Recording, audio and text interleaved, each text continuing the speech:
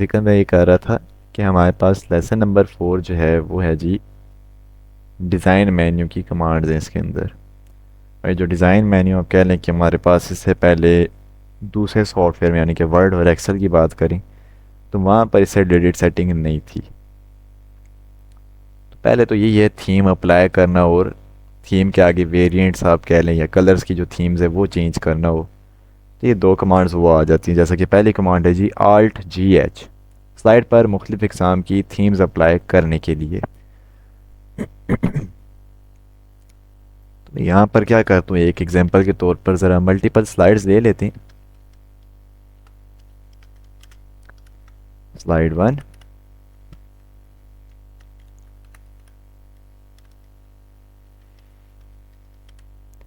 Then right click करके duplicates,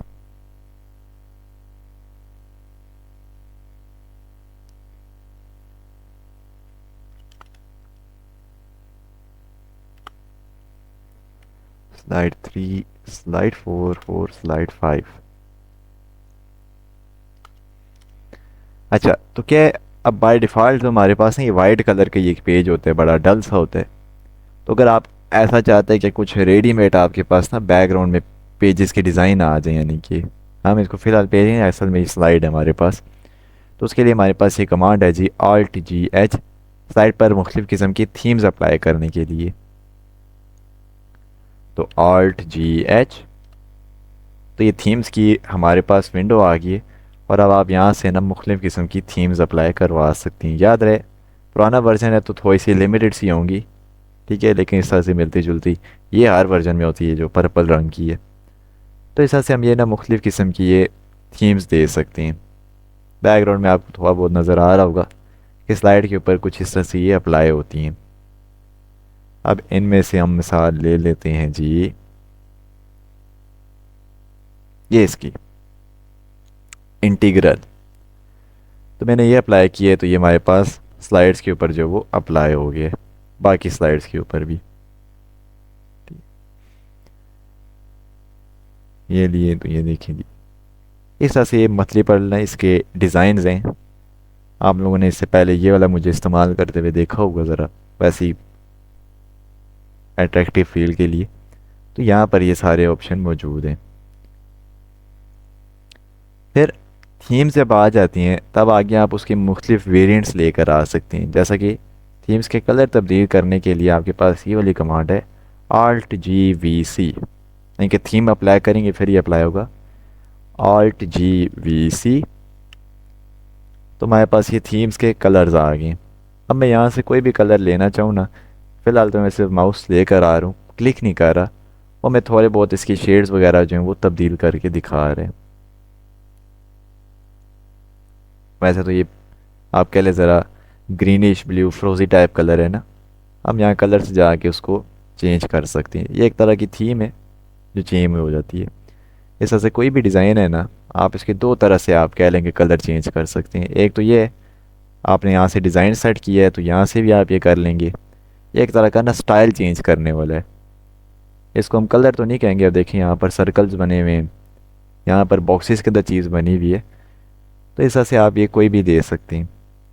then additional अगर आपको इसके कलर चेंज करने, जैसे ये ग्रीन ग्रीन कलर्स हैं, इसको चेंज करने तो आप इसके एरो पर आएँ और यहाँ से कलर्स के अंदर आ जाएं। ठीक है, इस तरह से वो होता है ना सिंधी अजरक जिस तरह टिकी हो उस तरह से यहाँ लिख ही देते हैं सिंधी अजरक। उस तरह का पैटर्न है, बना बनाया मिल आया, लेकिन चलें काम चला लिया हमने। तो इस तरह से ये ऑप्शन है हमारे पास थीम्स के, थीम्स का कलर हो और थीम्स के वेरिएंट के अंदर जो आप उसके मज़ीद डिज़ाइन जो है वो चेंज करवा सकते हैं। ये तो ये भी इस्तेमाल होते हैं और ये हमारे पास सारी स्लाइड्स पर फ़िलहाल के लिए सारी स्लाइड्स पर जो है वो अप्लाई हो रही हैं। फिर आता है जी स्लाइड का बैकग्राउंड। ये विंडो है, इसके अंदर काफ़ी सेटिंग आती है। उससे पहले हमारे पास यहाँ पर एक चीज़ और है और वो है जी स्लाइड का साइज़। यहाँ पर ये दो किस्म के साइज़ आ रहे हैं, स्टैंडर्ड और वाइड स्क्रीन। अभी तो ये वाइड स्क्रीन जो है ना सिलेक्टेड है, इसके आगे रेशियो भी लिखी हुई है 16:9। ठीक है। यह डिस्प्ले की एक रेशो होती है, यानी कि वाइड स्क्रीन यानी कि जो एलसीडी है उसकी भी रेशो 16.9 होती है। अलबत्ता जो टीवी होती है या मॉनिटर हो गए डब्बे की शक्ल में, उनकी रेशो 4.3 होती है। अब इसमें फ़र्क क्या है ना कि अगर मैं इसको यहाँ से हटा के स्टैंडर्ड कर दूँ, याद रहे जो ही सेटिंग चेंज करते हैं ना तो ये ऑप्शन आता है इंश्योर फिट कर दें इसको। तो होगा कुछ यूँ कि जब मैं अब F5 दबाऊंगा ना, ज़रा देखिएगा मेरी स्क्रीन जो है ना उसके लेफ़्ट और राइट पर जो एरिया है वो खाली नज़र आ रहा है। अब भला क्यों? क्योंकि हमने वहाँ पर जो साइज़ है ना, स्लाइड का साइज़ जो है वो स्टैंडर्ड सेलेक्ट किया है। स्टैंडर्ड से मुराद ये नहीं कि स्क्रीन का साइज़ छोटा हो गया है, स्टैंडर्ड से मुराद कि उसका जो रेशो है वो स्क्वायर शेप में आ गई है। यानी कि अब ये जो स्लाइड शो है ना, अगर आप कोई ऐसा डिस्प्ले यूज़ करें जो कि एक बॉक्स की शक्ल में, या देख के हमें पता चल जाता है, यानी कि अंदाज़ा हो जाएगा कि हाँ ये बॉक्स की शक्ल में, तो स्टैंडर्ड रखें, वहाँ पर फुल फिट हो जाएगा। जबकि अब मेरे पास तो ये वाइड स्क्रीन है तो लेफ़्ट राइट एरिया खाली है, तो ये जगह फिल करने के लिए यानी कि यहाँ पर इसको सही बिठाने के लिए इसका जो स्लाइड साइज़ है मैं वो स्टैंडर्ड नहीं बल्कि वाइड स्क्रीन रखूँगा। वाइड स्क्रीन से ज़रा वाइड हो गया है, और अब अगर हम देखें तो ये मेरे फुल एरिया के ऊपर एक्सपेंड हुआ हुआ है, यानी कि कोई ऐसी जगह नहीं जहाँ पर मुझे ब्लैक एरिया एम्प्टी नज़र आ रहा हो। अक्सर होता है ना, आप केबल देख रहे हो तो वहाँ पर भी ये होता है ऊपर और नीचे जगह खाली होती है, किसी चैनल पे वो जगह बिल्कुल फिल हुई हुई होती है, ऊपर नीचे फुल फिल हुआ होता है। तो वह यही होता है कि रेशो की वजह से। तो पावर पॉइंट है, प्रेजेंटेशन देनी है, ज़ाहिर है प्रेजेंटेशन आप किसी प्रोजेक्टर पे देंगे, बड़ी स्क्रीन पर देंगे, तो अगर वहाँ पर जगह फिल करनी हो तो वहाँ से इस तरह से यानी कि स्लाइड का साइज जो यूँ एडजस्ट करवा सकते हैं ताकि वो फुल स्क्रीन के ऊपर नज़र आए, इंप्रेशन अच्छा पड़े। या ना एक तो स्लाइड प्रेजेंटेशन दे रहे हैं और वो प्रेजेंटेशन उस साइज़ की भी ना हो तो वो फ़ायदा नहीं है। तो ये स्लाइड साइज जो हमारे ये इम्पोर्टेंट रहता है।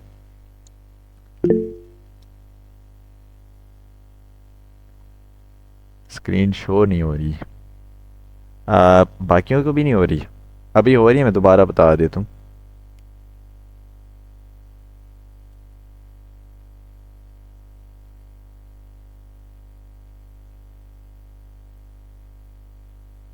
हो रही है शो, अब साहब की तरफ नेटवर्क इशू है शायद।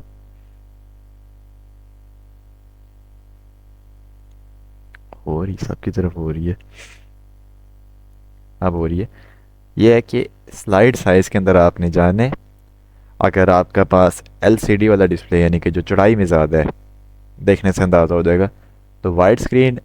अगर आपके पास जो बॉक्स वाली एलसीडी है यानी कि स्क्वायर शेप में, तो उसके लिए आपने इसको स्टैंडर्ड पर सेट कर लेने, ताकि जब हम F5 दबाएं ना तो कोई एरिया एम्प्टी ना नज़र आ रहा हो, वो पूरी स्क्रीन जो फिल हुई हुई है उस चीज़ से। ये स्लाइड साइज जो है इसकी सेटिंग ज़रूरी है।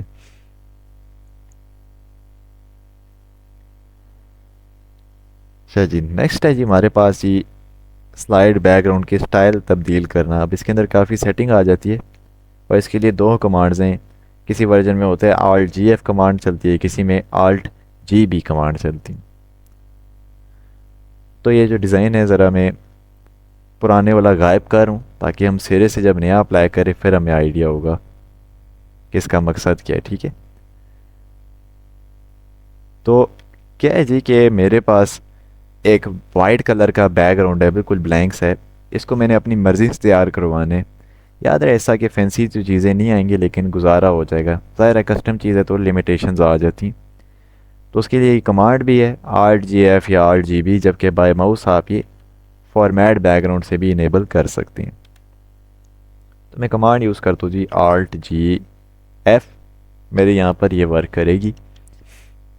तो हमारे सामने ये राइट साइड पर ना एक विंडो ओपन होगी, पेन सा ओपन हो गया।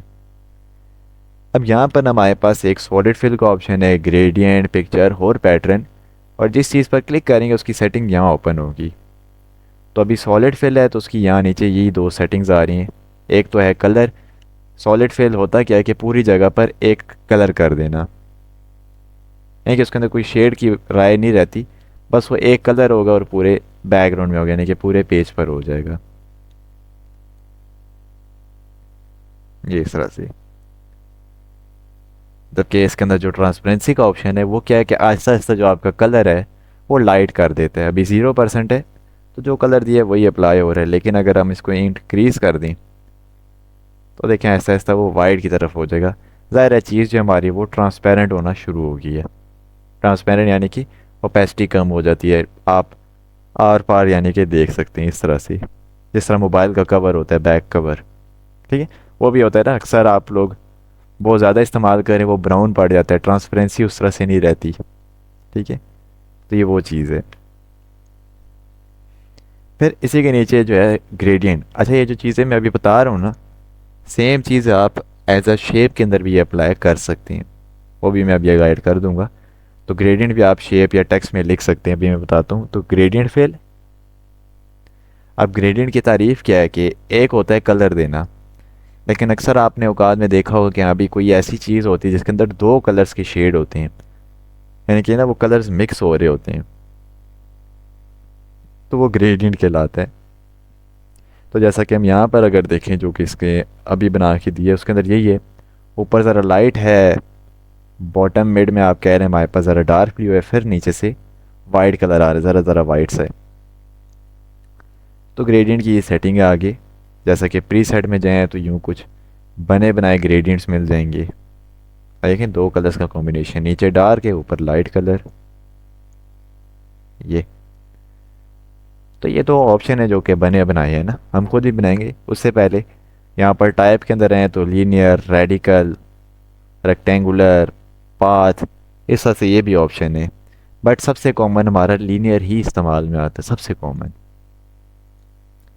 डायरेक्शन वो आप यहाँ से भी चेंज करा सकते हैं, जैसा कि अब लेफ़्ट पर डार्क ग्रीन कलर है, राइट पर हमारे पास लाइट ग्रीन कलर है, बॉटम पर डार्क ग्रीन, टॉप पर लाइट ग्रीन। इस तरह से ये रोटेशन भी चेंज हो सकती है और ये हम एंगल से भी तब्दील करवा सकते हैं। तो ज़ाहिर ये देखिएगा मैं इसको डिक्रीज़ कर रहा हूँ तो आपको एक कलर जो है अपनी जगह स्विच करते हुए नज़र आ रहे हैं, यानी कि जो डार्क कलर है पोजीशन वो चेंज हो रही है उनकी, ये एंगल के हिसाब से हम रोटेशन दे सकते हैं। फिर नीचे हम आए, अब ये तो कलर्स जो हैं इसके प्रोवाइडेड हैं, मैंने अपनी मर्ज़ी से देने हों, जैसा कि ब्लू और रेड, तो उसके लिए आप ये ग्रेडियंट स्टॉप जो हैं इनकी यूज़ में लाते हैं। तो ये जो हमारे पास नोड से बने हुए 3 पॉइंट्स हैं, इनमें से कोई पॉइंट डिलीट करने हैं तो आप यहाँ उसको सेलेक्ट करके देन ये जो क्रॉस सा बना हुआ है इस पर क्लिक कर दें, आपका पॉइंट डिलीट हो जाएगा। अब आपके पास दो कलर्स हैं, एक तो ये डार्क ग्रीन है, चेंज करना चाहें तो उसके ऊपर क्लिक करने के बाद कलर में आ जाएं और यहाँ से कोई भी कलर रिप्लेस करवा दें, जैसा कि हम ब्लू दे देते हैं। फिर दूसरे पॉइंट पे क्लिक किया, कलर में आए, उसको कोई और रंग दे दिया, देखिए ब्लू और रेड आ गए जी, लेफ्ट पर ब्लू, राइट पर रेड कलर, ठीक। इस तरह अगर आप कहते हैं जी बीच में मुझे कोई तीसरा रंग भी चाहिए तो सिंपल है, प्लस से के पॉइंट ऐड कर लें, क्योंकि अभी दो हैं सिर्फ दो कलर होंगे, प्लस से ग्रेडियंट स्टॉप ऐड करें, देन आप इस पॉइंट को भी कोई कलर दे दें, जैसा कि येलो दे दें, अगेन ब्लू दे दें, वो ज़रा ज़्यादा फैल जाएगा। इस तरह से ये चंद एक ऑप्शन हैं।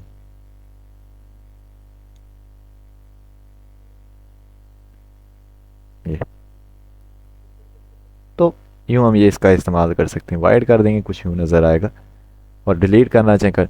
और ये पॉइंट जो है ना आप जितने मर्जी ऐड कर लें, इसके अंदर कोई लिमिटेशन नहीं है, ठीक है। ज़ाहिर है जब पॉइंट्स आपके ज़्यादा ऐड होंगे तो हर पॉइंट का एक अपना छोटी छोटी रेंज बनती आ जाएगी।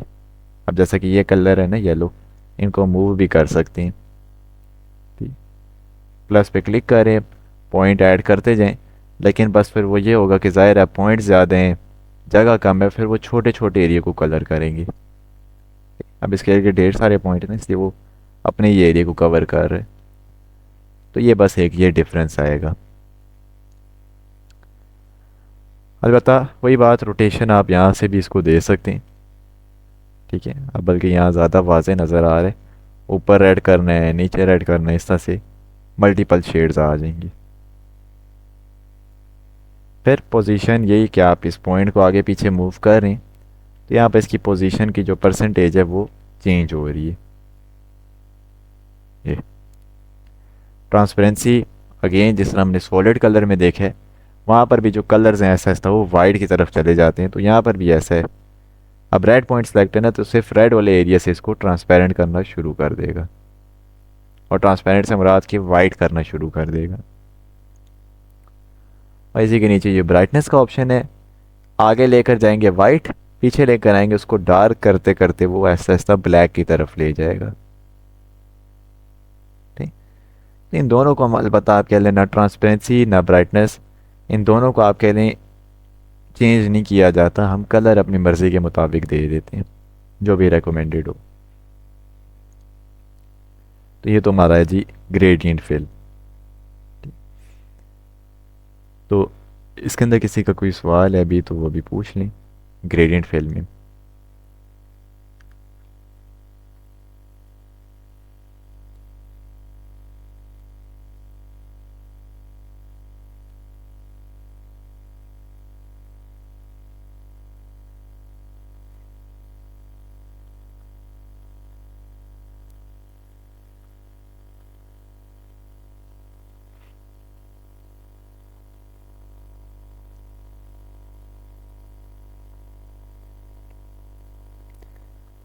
सही।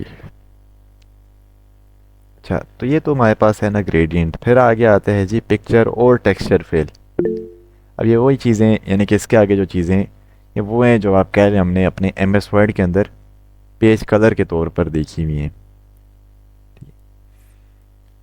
तो क्या है कि जैसा मैं पिक्चर में हूँ, याद रहे अगर आप ग्रेडियंट से पिक्चर में जाएंगे तो ग्रेडियंट हट जाएगा, एट अ टाइम वो ना एक सेटिंग अप्लाई हो सकती है।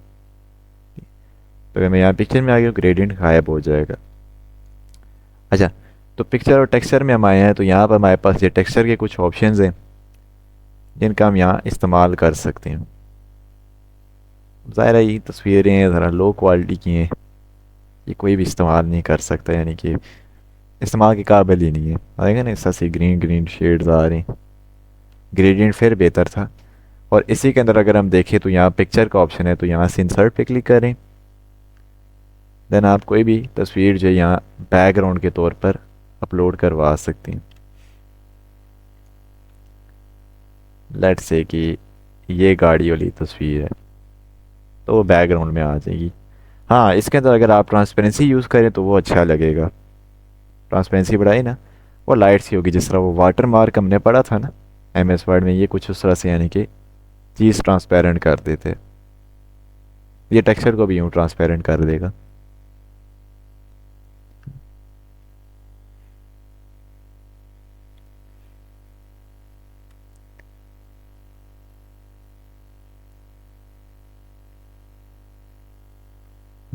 बड़ी तस्वीर है तो ये कुछ यूँ आ जाएगी इस तरह से।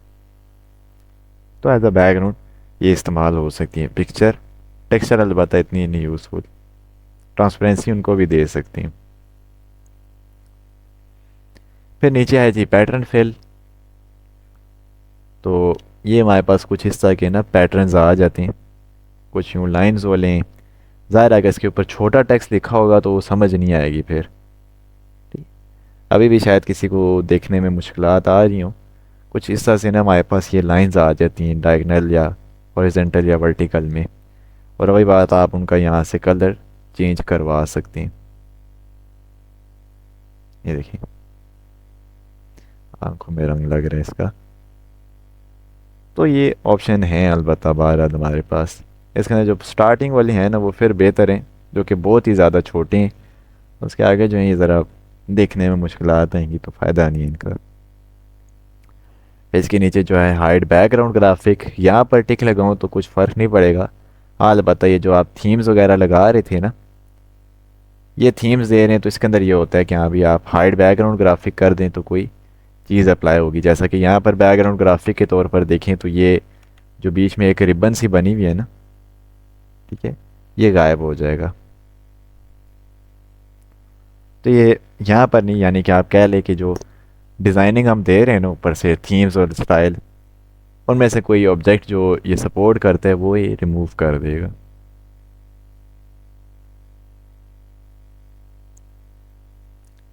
और बाद में एट द एंड कि जो सेटिंग हम जितनी भी अप्लाई कर रहे हैं ये हमारे पास सिर्फ एक स्लाइड पर अप्लाई हो रही है, बकाया जात पर नहीं हो रही।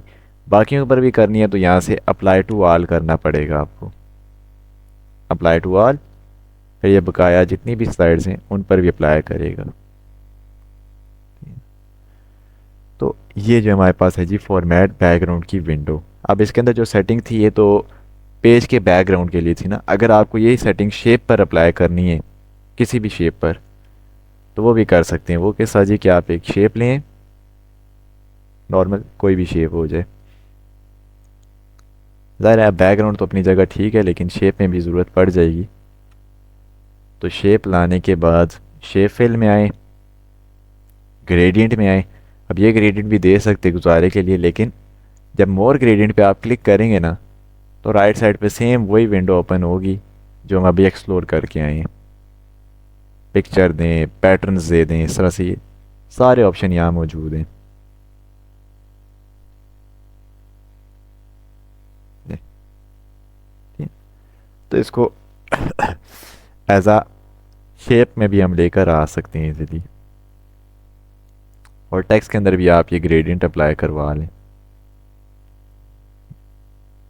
सिलेक्शन की, ये लें जी, टेक्स्ट के ऊपर ग्रेडियंट कलर आ गया, देखें ना, इस तरह से ये हो जाएगा।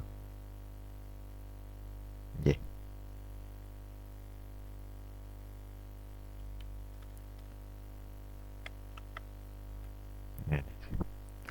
तो ग्रेडियंट या उसकी जो सेटिंग जो हमने एज अ बैकग्राउंड में पढ़ी है वो आप किसी भी शय के ऊपर अप्लाई कर सकते हैं, यानी कि जहाँ पर फिल का ऑप्शन है वहाँ पर आप ये चीज़ अप्लाई कर लेंगे इजीली। तो ये जो था जी हमारा था लेसन नंबर 4, यानी कि डिज़ाइन मेन्यू कमांड्स। ठीक है, जिसके अंदर हमने ये देखा कि थीम्स क्या होती हैं, थीम्स के वेरिएंट, कलर्स, और अगर आपने खुद से एक बैकग्राउंड तैयार करने तो वो हम किस तरह से तैयार यानी कि रेडी कर सकते हैं, यानी कि स्लाइड बैकग्राउंड के फॉर्मेट बैकग्राउंड ऑप्शन में जाके।